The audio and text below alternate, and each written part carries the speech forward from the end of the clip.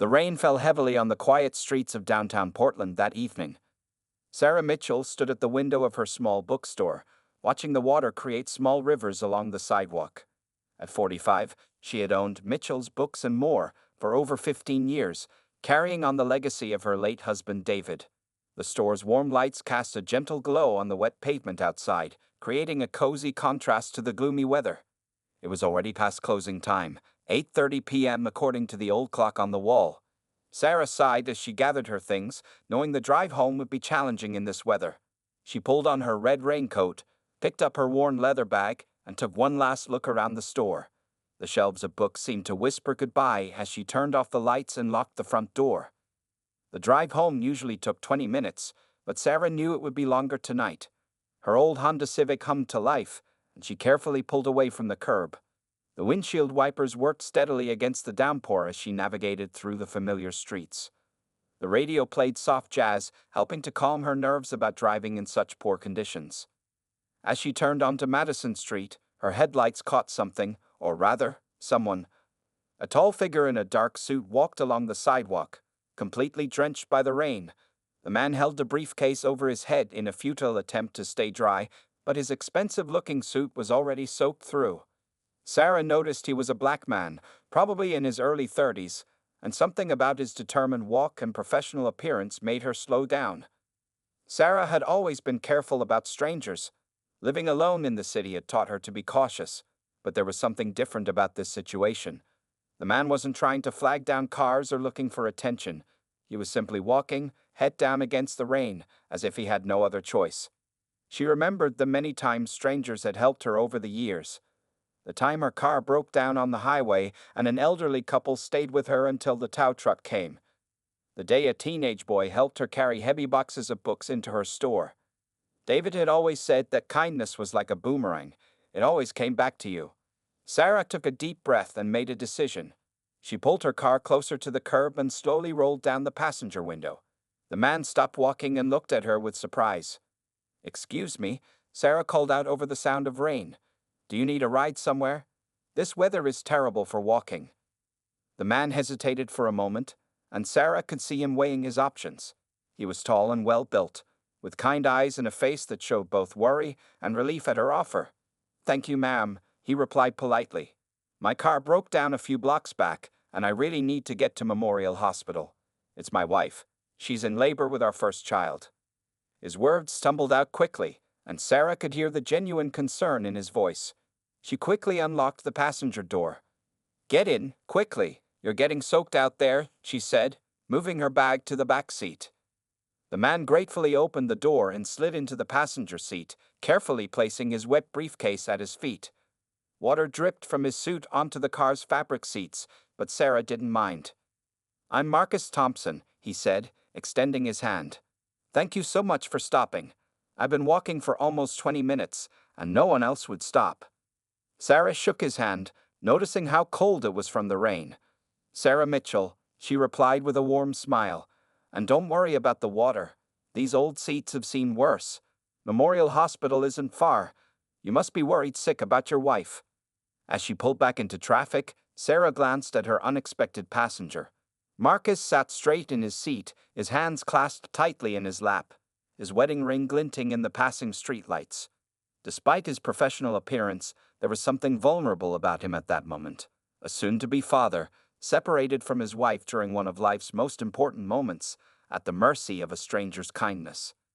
Little did Sarah know that this rainy evening encounter would lead to something extraordinary that would change both their lives forever. The windshield wipers continued their steady rhythm as Sarah's Honda moved through the rainy streets. Marcus sat quietly for a moment, then pulled out his phone and quickly typed a message. "Just letting my wife Jessica know I'm on my way," he explained, his voice filled with both worry and relief. "She's been at the hospital for 3 hours already."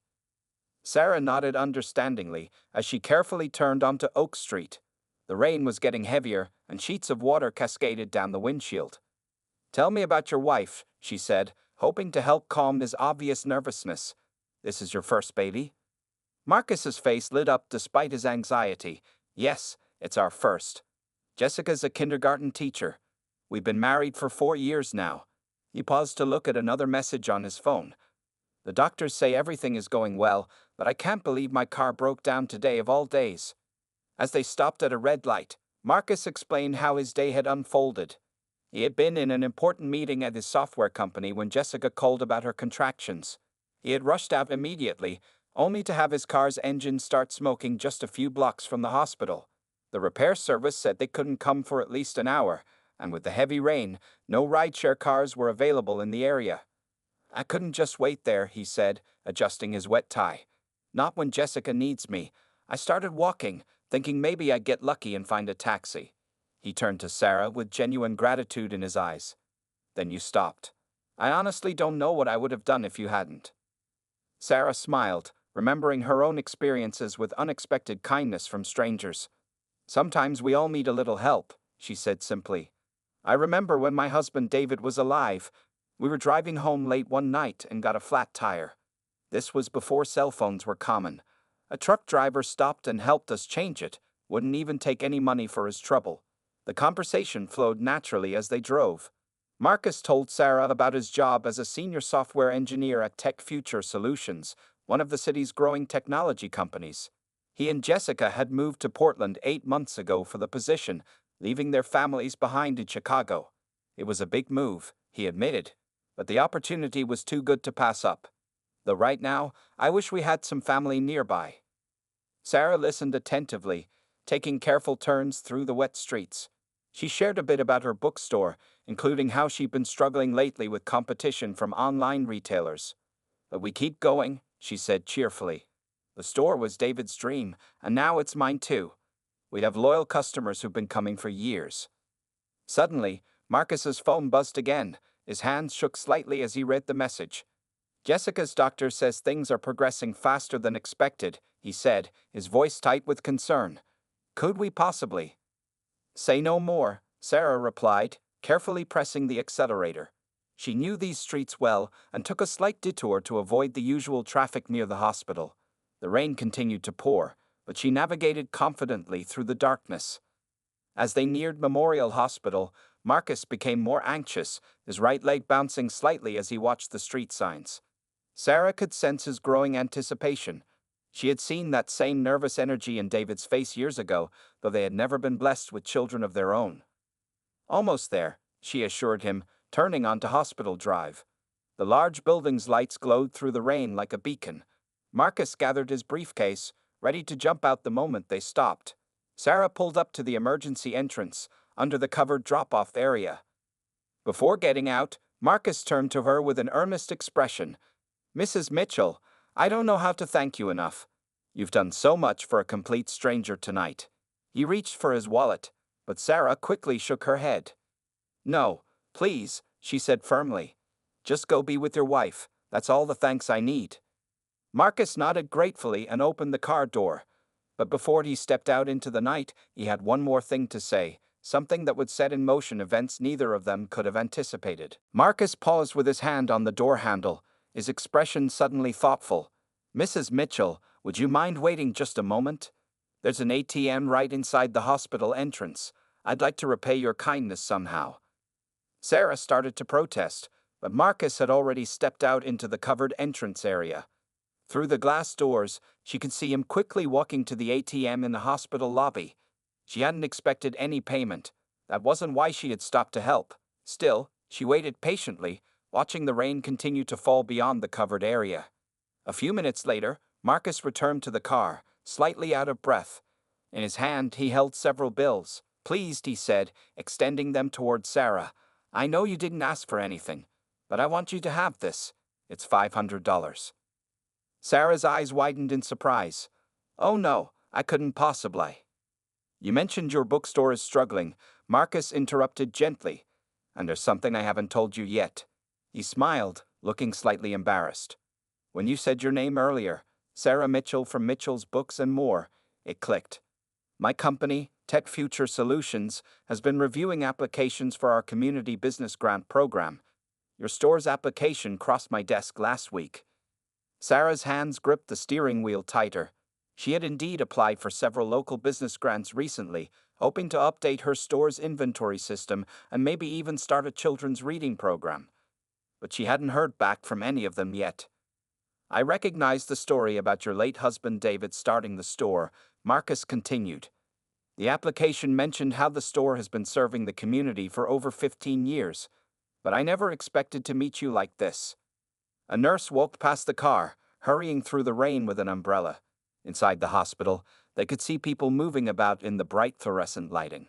Marcus glanced anxiously at the entrance, clearly torn between his desire to explain and his need to get to Jessica. The Grand Committee meets next week, he said quickly. I'm one of the deciding members, but this money isn't about that. This is personal from me to you, because you helped me when no one else would stop. Sarah felt tears forming in her eyes. The past few years have been difficult, trying to keep the store running while competing with online retailers. David had always said their store was more than just a business. It was a place where people could connect, where stories could change lives. Marcus, she began, but her voice caught in her throat. Just then, his phone buzzed again. His eyes grew wide as he read the message. Jessica's at 8 centimeters, he said urgently. I need to get up there right now. He placed the money on the passenger seat and stepped back from the car. Please take it. And Mrs. Mitchell? Thank you again. I won't forget this night. Before Sarah could respond, Marcus turned and ran through the hospital doors, his wet shoes squeaking on the polished floor. She watched him disappear into an elevator, still trying to process everything that had just happened. Sarah sat in her car for a few more minutes, looking at the money on the seat beside her.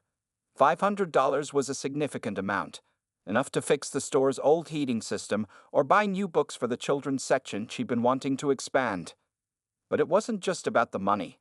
Something about this encounter felt different, as if the universe had orchestrated this rainy evening meeting for a bigger purpose.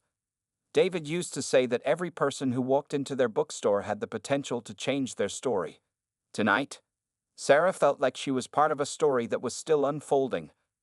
Finally, she put the car in drive and pulled away from the hospital entrance. As she merged back into traffic, the rain began to ease up slightly. She had no way of knowing then that this was just the beginning of an extraordinary chain of events that would transform not only her life, but her entire community. The following morning dawned bright and clear, with no sign of the previous night's storm. Sarah arrived at her bookstore earlier than usual, unlocking the front door just as the sun was painting the street in golden light. The events of the previous night felt almost like a dream, but the $500 carefully tucked in her purse proved it had all been real. As she turned on the lights and began her morning routine, her phone buzzed with a text message from an unknown number. Mrs. Mitchell, it's Marcus Thompson. I got your number from your store's business card. We have a healthy baby girl, 7 pounds, 6 ounces, born at 11:42 p.m. Jessica and the baby are doing great. I told them about the kind lady who helped me get here on time. Sarah smiled warmly at her phone, typing back her congratulations. She hadn't expected to hear from Marcus so soon, but it touched her heart that he had thought to let her know. As she put her phone down, the bell above the door chimed. Her first customer of the day, Mr. Peterson, walked in shaking his umbrella though the rain had long stopped. Morning, Sarah, the elderly man called out cheerfully. Did you hear about what happened at Memorial Hospital last night? My daughter works there as a nurse. She told me the most remarkable story about a man who made it just in time for his baby's birth, thanks to a stranger who gave him a ride. Sarah felt her cheeks grow warm. Actually, Mr. Peterson. Before she could finish her sentence, the bell chimed again. This time, a young reporter from the local newspaper walked in, holding a notebook. Mrs. Mitchell? I'm Lisa Chen from the Portland Daily News. We heard about what you did last night. Would you be willing to share your story? Sarah blinked in surprise. How did you? One of our reporters was at Memorial Hospital covering the night shift, Lisa explained excitedly. They overheard Mr. Thompson telling the nurses about how a bookstore owner picked him up in the rain. It didn't take much to figure out which bookstore. Plus, Mr. Thompson himself confirmed it when we called in this morning. Mr. Peterson was now listening intently, his morning paper forgotten in his hands. Other customers began trickling in, each seeming to have heard pieces of the story. Sarah's quiet morning was quickly turning into something else entirely. Her phone buzzed again. This time it was an email from Tech Future Solutions, marked urgent. With slightly shaking hands, she opened it. Dear Mrs. Mitchell, Following an emergency meeting of the grant committee this morning, we are pleased to inform you that Mitchell's Books and More has been selected as one of our 5 community grant recipients. Mr. Thompson shared your story with the committee, highlighting not only your business proposal but also your demonstrated commitment to community values. By noon, Mitchell's Books and More was busier than it had been in years. The local news had picked up the story, and people kept coming in just to meet Sarah. Some bought books, others simply wanted to share their own stories of kindness received from strangers. The small store buzzed with energy and conversation. Sarah's phone rang again. This time it was Marcus. "Mrs. Mitchell, I hope you don't mind, but I had to tell people about what you did," he said apologetically. "I saw the grant committee this morning on a video call, right from the hospital room. When I told them how you helped me, they moved your application to immediate approval." "Marcus, I don't know what to say," Sarah replied, stepping into the back room for a moment of quiet. "The grant amount, it's more than I ever expected." "There's something else," Marcus continued. "Jessica and I have been talking. We'd like to name our daughter Sarah, if that's okay with you. Sarah Michelle Thompson. Michelle after my mother, and Sarah after the kind stranger who helped bring her father to her birth." Tears welled up in Sarah's eyes. Through the doorway, she could see more customers entering the store, where Lisa Chen was now setting up for a proper interview. The morning's events felt overwhelming, yet somehow right, as if the universe was finally rewarding years of quiet kindness. "I would be honored," she managed to say. "How is baby Sarah doing?" "Perfect," Marcus replied, and she could hear the smile in his voice. "Jessica wants to meet you. When things calm down a bit, would you visit us at the hospital? There's someone else who'd like to meet you too." Just then, Mrs. Rodriguez rushed into the back room. "Sarah, you need to see this. The mayor just shared your story on social media. She's calling you an example of what makes our city special. And people are starting to create a hashtag #BeLikeSarah. Sarah felt her cheeks flush. All this attention was so different from her usual quiet life among the books. Yet she could almost hear David's voice in her head, telling her that sometimes the best stories are the ones we live, not just the ones we read. "Marcus," she said into the phone, "I'd love to meet them. Maybe this afternoon, after the news people leave." After hanging up, Sarah walked back into the main store. The scene before her took her breath away. Every corner was filled with people, not just browsing, but talking, connecting, sharing stories. A young girl was telling her mother about how a stranger had helped her find her lost dog last week. An elderly man was describing how a teenager had helped him with his groceries in the rain. Lisa Chen approached with her notebook. "Mrs. Mitchell, people want to know, what made you stop that night? Weren't you afraid?" Sarah thought carefully before answering. "I saw someone who needed help," she said simply. "Just like others have helped me before. That's what community means." The bell above the door chimed again. This time it was Tom Wilson, the owner of the coffee shop across the street. He carried a tray of cups and a sign that read, "Free coffee at Wilson's for anyone who shares a story of kindness." "Thought you could use some coffee," he said with a grin, "and I figured, why not spread the goodness around?" As Sarah accepted a cup, she noticed something remarkable. People weren't just buying books. They were exchanging phone numbers, making plans, creating connections. Her bookstore was becoming exactly what David had always dreamed it could be, not just a place for stories on pages, but a place where real stories could begin. She glanced at the clock. In a few hours, she would meet baby Sarah and her parents. But for now, she simply watched as her small act of kindness continued to ripple outward, touching lives in ways she never could have imagined when she stopped her car in the rain the night before. Late that afternoon, Sarah walked through the quiet halls of Memorial Hospital, carrying a small gift bag. Inside was a carefully chosen book, "Goodnight Moon," with a special inscription she had written for baby Sarah. The day's excitement had finally calmed down at the bookstore, leaving her assistant manager in charge while she made this important visit. The elevator carried her to the maternity ward on the 4th floor. As she stepped out, a nurse at the station smiled in recognition. "You must be Mrs. Mitchell," she said warmly. "Mr. Thompson told us to expect you. Room 412, just down the hall." Sarah knocked softly on the door of room 412. "Come in," called a gentle voice. The room was filled with afternoon sunlight and the sweet scent of flowers. Jessica Thompson sat up in the hospital bed, looking tired but happy, holding a tiny bundle wrapped in a pink blanket. Marcus stood nearby, his face glowing with pride and joy. The formal suit from last night was replaced by comfortable jeans and a blue sweater. "Mrs. Mitchell," Marcus said, stepping forward to greet her. "Thank you for coming. Jessica, this is the amazing woman I told you about." Jessica's eyes filled with tears. "Thank you for helping Marcus get here. I don't know what I would have done if he had missed Sarah's birth."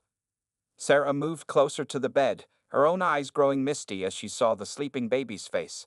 Little Sarah was perfect, with tiny closed eyes, rosebud lips, and delicate fingers curled into small fists. "Would you like to hold her?" Jessica asked. Sarah nodded, carefully taking the precious bundle into her arms. As she held baby Sarah, memories of her own dreams of motherhood flooded back. Though she and David had never been blessed with children, somehow this moment felt like a gift from him. "We saw you on the news," Marcus said softly. "The whole city is talking about what you did, but they don't know the half of it. When I told the grant committee about your kindness, they didn't just approve the grant, they doubled it." Sarah looked up in surprise, nearly missing the small yawn from the baby in her arms. "Doubled it?" Marcus nodded. $100,000, Mrs. Mitchell.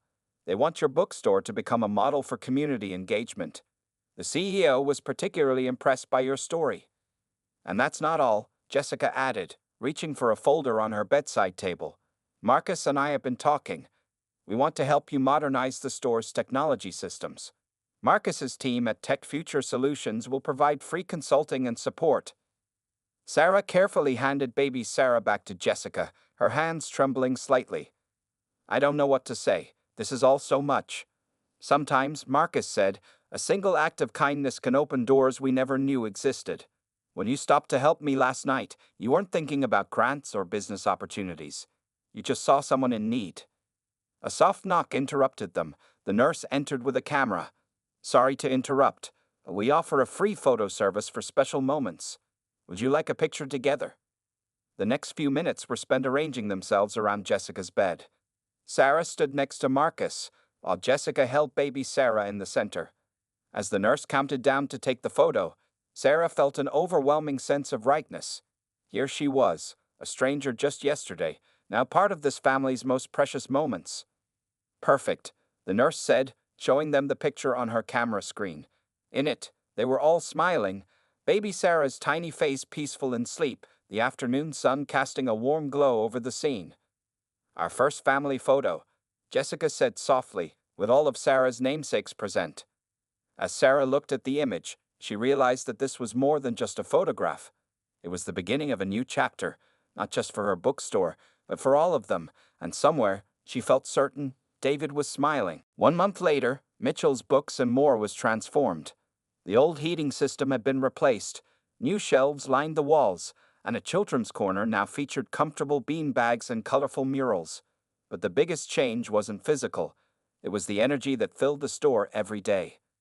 Sarah stood behind the newly installed counter, watching as Marcus demonstrated the store's new inventory system on a sleek tablet. He had taken personal charge of the technology upgrades, visiting the store several times a week. Today, he wore a casual polo shirt with the Tech Future Solutions logo, looking much more relaxed than the rain-soaked man she'd met that fateful night. "See? Now you can track everything in real time," he explained, showing her how to check stock levels with a few taps. "And this button here connects directly to our support team if you need help." The bell above the door chimed, and Jessica walked in carrying baby Sarah in a pink carrier. At 1 month old, little Sarah had already become the store's unofficial mascot. Regular customers would stop by just to see her, often bringing small gifts or handmade blankets. "Ready for the big announcement?" Jessica asked, gently rocking the carrier as baby Sarah cooed. Sarah nodded excitedly. Today was special. They were launching the store's new community reading program. The local newspaper had sent Lisa Chen again to cover the story, and the mayor was expected to attend. The store gradually filled with people. Mrs. Rodriguez brought coffee and pastries from her shop. Mr. Peterson arrived early to claim his favorite chair. Even Tom Wilson closed his coffee shop early to attend. The sense of community that had been growing since that rainy night was stronger than ever. At exactly 2 p.m., the mayor arrived. Camera flashes lit up the store as Sarah, Marcus, and Jessica, holding baby Sarah, gathered near the new children's corner. The mayor stepped forward with a smile. 1 month ago, she began, a simple act of kindness in our city went viral. Today, we're seeing how that single moment has grown into something extraordinary. Mitchell's Books and More isn't just getting a fresh start. It's becoming a model for how businesses can serve their communities. Sarah stepped up to the microphone next, her voice steady despite her nerves. When my late husband David opened this store, he had a dream. He believed books could bring people together, that stories could change lives. Today, we're launching the Stories Connect Us program. Marcus joined her, explaining how the program would work. Every week, we'll host free reading sessions for children. Tech Future Solutions is providing tablets loaded with ebooks for those who can't afford their own, and for every book purchased, we'll donate one to local schools. Jessica added, we're also starting a mentoring program, connecting young readers with senior citizens who want to share their love of books. Mr. Peterson has already volunteered to be our first reading mentor. The crowd applauded as Mr. Peterson stood, waving his cane proudly. Baby Sarah chose that moment to let out a happy gurgle, making everyone laugh. Lisa Chen raised her hand. Mrs. Mitchell, did you ever imagine that giving someone a ride that rainy night would lead to all this? Sarah looked around the store, at the new technology seamlessly blending with the old wooden shelves, at the faces of people who had become more than customers, at Marcus and Jessica, who now felt like family, and at little Sarah, who represented hope for the future. No, she answered honestly. I just saw someone who needed help. But that's the thing about kindness. It grows. Every person in this room has their own story of giving or receiving help. We're just giving those stories a place to come together. As if to emphasize her words, baby Sarah reached out and grabbed one of the promotional bookmarks on the counter. The crowd chuckled as Jessica gently extracted it from her tiny fingers. Maybe she'll be a bookstore owner too, Marcus joked, making everyone smile. Sarah looked at the bookmark in Jessica's hand. On it was printed the store's new motto, where every story matters. Yes, she thought, every story does matter, especially the ones we create together. 1 year later, Mitchell's Books and More celebrated its most successful year ever. The store had become more than just a bookshop. It was now a community hub where stories came alive every day. On this special anniversary, Sarah stood in the middle of her transformed store, touching the new plaque on the wall that read, The David Mitchell Memorial Reading Room. The children's corner was filled with laughter as Mr. Peterson, now the head of the senior reading program, acted out voices from Where the Wild Things Are to a group of enchanted kids. His theatrical growls made little Sarah, now a curious 1-year-old, clap her hands in delight from her spot on Jessica's lap. Marcus walked in carrying a large cake from Mrs. Rodriguez's bakery. The words, 1 year of stories connecting us, were written in blue frosting across the top. He had just finished installing the store's latest technology upgrade, a virtual reality corner where children could step into their favorite stories. Can you believe it's been a year? Jessica asked, watching her daughter try to catch the sparkly bookmarks hanging from the ceiling. Sometimes I think about what would have happened if you hadn't stopped that night in the rain. Sarah smiled, remembering that wet evening that had changed everything. The story had taken on a life of its own, inspiring other businesses in the city to start their own community programs. Tech Future Solutions had even created a community connection grant program, helping other small businesses follow Mitchell's Books and More's example. The local news wants to do a follow-up story, Marcus said, setting down the cake. They're calling it One Act of Kindness. 1 year later, Lisa Chen specifically requested to write it. The store had indeed become a model of community engagement. The Stories Connect Us program had helped over 1,000 children discover the joy of reading. Senior citizens found new purpose as reading mentors, and the store's events calendar was always full of book clubs, author visits, and community gatherings. Tom Wilson from the coffee shop next door had become a partner, opening a small cafe corner inside the store. The smell of fresh coffee now mingled with the scent of books, creating a warm and inviting atmosphere that kept people coming back. David would have loved this, Sarah said softly, watching as more people began arriving for the anniversary celebration. He always said books were just the beginning. It's the connections they create that matter. Mrs. Rodriguez hurried in with more treats, followed by a stream of regular customers who had become friends over the past year. Baby Sarah, who had just started walking, toddled over to Mr. Peterson with her favorite board book, making everyone smile. The mayor arrived again, this time with a special proclamation.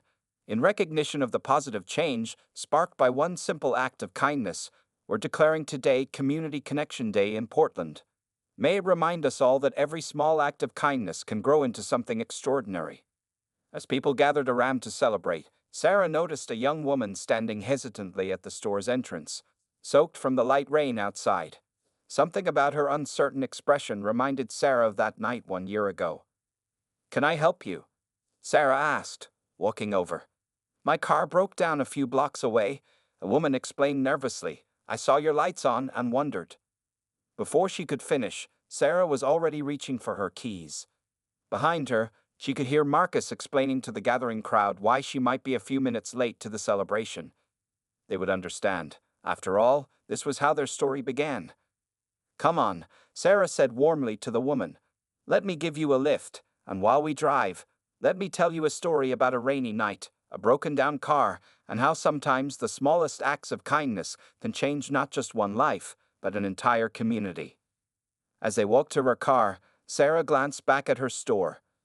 Through the window, she could see baby Sarah being passed around by adoring community members, Marcus and Jessica sharing cake with guests, and Mr. Peterson starting another story. In that moment, she knew that while this chapter of their story was ending, many more were just beginning.